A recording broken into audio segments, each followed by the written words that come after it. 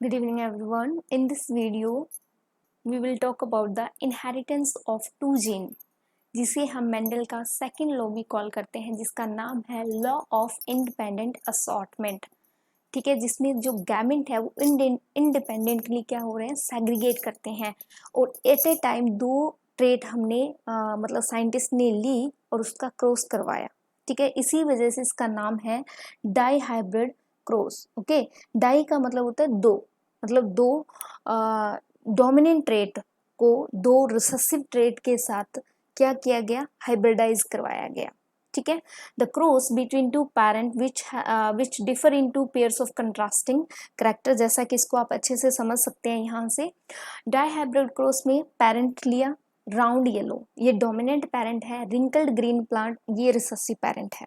ठीक है, इसमें जो कैपिटल आर आर है ये राउंड के लिए रिस्पॉन्सिबल है और कैपिटल वाई वाई जो डोमिनेंट जीन है वो येलो के लिए रिस्पॉन्सिबल है।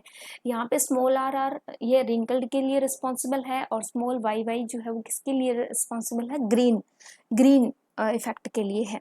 तो जब इनके गैमेट फॉर्म करेंगे, गैमेट बनते हैं, सैग्रीगेट करते हैं independently, capital R and Y बने, इनके gamete small R and small Y. आपको पता है ना, गैमेट बनाने तो आते हैं, मैंने आपको पहले भी कहा था। इन प्रिंसिपल को समझने के लिए, मेंडल के प्रिंसिपल को अच्छे से समझने के लिए आपको नोटबुक कॉपी पेन लेके साथ बैठना होगा, प्लस प्रैक्टिस करनी होगी।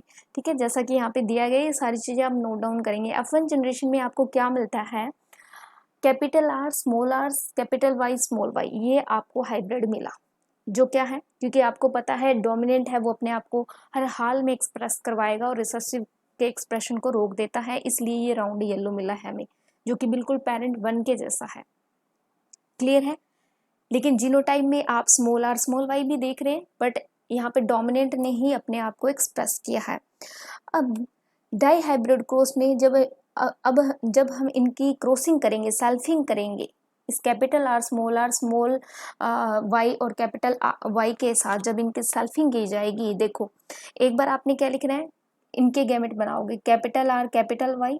ठीक है, फिर एक बार कैपिटल आर स्मॉल वाई लिखेंगे, थर्ड टाइम पे आपने कैपिटल वाई और स्मॉल आर लिखना है, और लास्ट टाइम पे आपने क्या लिखना है, small R and small Y.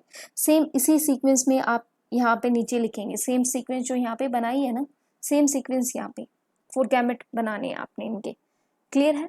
एक तो स्मॉल आर स्मॉल वाई, एक कैपिटल आर कैपिटल वाई, दो तो डायरेक्ट बन गए, एक स्मॉल आर स्मॉल वाई, तो यहाँ से आपको डायरेक्ट समझ में आ गया कैपिटल आर कैपिटल वाई। एक आपने कैपिटल आर लेना है जिसके साथ स्मॉल वाई, एक बार कैपिटल आर की स्मॉल वाई के साथ और बाद में कैपिटल वाई की स्मॉल आर के साथ, इस तरह से करनी है। समझ में आ गई बात, क्रिस्टल क्लियर है ना। जब आप इनकी जैसे मल्टीप्लाई करते हैं ना, उसमें मैथ्स नहीं, वैसे ही यहाँ पे कैलकुलेशन करनी है, क्योंकि वो बहुत ही अच्छा मैथमेटिक्स था ना। हमारा जो मेंडल जो थे, जेनेटिक जिन्हें हम फादर ऑफ जेनेटिक्स कहते हैं, ये बहुत स्ट्रॉन्ग मैथमेटिक्स के महान ज्ञाता थे। इस वजह से उन्होंने स्टैटिस्टिकल उन्होंने एनालिसिस की, एक्सपेरिमेंट की। सो कैपिटल वाई की जब कैपिटल आर वाई के साथ करेंगे तो इस तरह का जीनोटाइप मिलेगा। कैपिटल वाई की कैपिटल आर कैपिटल वाई की जब कैपिटल आर स्मॉल वाई के साथ करेंगे, इस तरह का जीनोटाइप मिलेगा। इसी तरह से इन सबकी जो है वो 1 बाय 1 जो है वो क्रॉसिंग करनी है। देन इसके साथ, इसकी सेकंड के साथ, देन थर्ड, देन फोर्थ, इस तरह से करनी है। ठीक है, इसको मैं इस तरह से भी समझा सकती हूँ आपकी, पहले इसके साथ करनी है, समझ में आ रहा है। ठीक है, फिर इसके साथ करनी है, फिर इसके साथ करनी है, फिर इसके साथ करनी है। क्लियर है। इसी तरह से लास्ट वाले की फिर इसके साथ, एक मिनट, फिर करनी है आपको सेकंड वाले के साथ, जब सेकंड के साथ हो जाए तब थर्ड के साथ एंड फोर्थ के साथ। इस सेम सीक्वेंस में ही चलेगी आपकी जो क्रॉसिंग होगी ना, वो इस तरह से चलेगी और इस तरह से जो है वो गैमेट जो है वो फॉर्म होंगे। क्लियर है। मैं उम्मीद करती हूँ आपको ये क्लियर हो रहा होगा। ठीक है। जब आप नोटबुक में कॉपी पेन से ये बना के देखेंगे ना, पेन से प्रैक्टिस करेंगे, तो बिल्कुल सेम इस तरह का एक्सपेरिमेंट आप ड्रॉ कर पाएंगे और देख पाएंगे अपनी आंखों से फिनोटिपिक रेशो।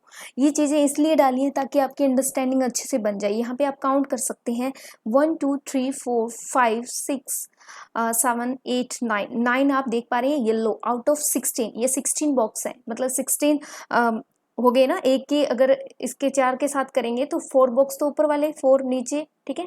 4 4 4 4 4 2 जा 8 8 then 16 then sorry 12 and then 16। ये टोटल 16 बॉक्स है, इसलिए 9 आउट ऑफ 16 9 जो येलो मिले हमें एक्सपेरिमेंट में। हम जीनोटिपिक रेशो देख पा रहे हैं अच्छे से। 9 हमें जब फिनोटाइप देख रहे हैं सबसे पहले, तो 9 हमें येलो मिले जो कि डोमिनेंट है, जिसमें RY डोमिनेंट है, वो हमारे येलो वाले हैं, ठीक है। तो 9 हमें येलो मिले आउट ऑफ 16। देन 3 हमें मिले जिसमें प्योर R कैपिटल R बने हुए हैं, ठीक है। यहाँ पे एक R कैपिटल है जो अपने आप को एक्सप्रेस करवा पा रहा है, यहाँ पे एक R कैपिटल है, ठीक है। सो ये आप देख पा रहे हैं ग्रीन। ग्रीन क्या है? Dominant Aleel for seed shape के लिए जो राउंड था ना, 3 हमें राउंड मिले आउट ऑफ 16। देन 3 हमें क्या मिले? रिंकल्ड, रिंकल्ड मिले ना। एंड देन 3 हमें क्या मिले? जो ग्रीन थे। और एक हमें रिसेसिव मिला, ठीक है। 3 हमें क्या मिले? रिंकल्ड, देख पा रहे हैं। And then 1 only recessive.